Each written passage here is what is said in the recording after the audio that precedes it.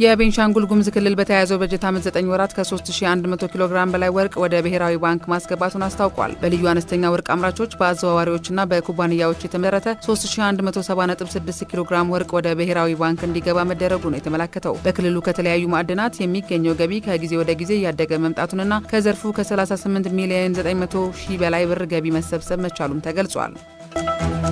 መቀመጫቸውን በአዲስ አበባ ያደረጉ ከ20 በላይ ሀገራት አምባሳደሮችና ዲፕሎማቶች የባሌ ተራሮች ብሔራዊ ፓርክን እየጎበኙ ነው። በጉብኝቱ ኢትዮጵያ ያላትን የቱሪዝም አቅም በተመለከተ በቱሪዝም ሚኒስቴር ዴኤታ ስለሺ ግርማ ገለጻ ተደርጓል። ጉብኝቱን የቱሪዝም ሚኒስቴር ከተባበሩት መንግስታት የትምህርት ሳይንስና ባህል ተቋም ዩኒስኮ ጋር በመተባበር ማዘጋጀታቸውም ተነስቷል።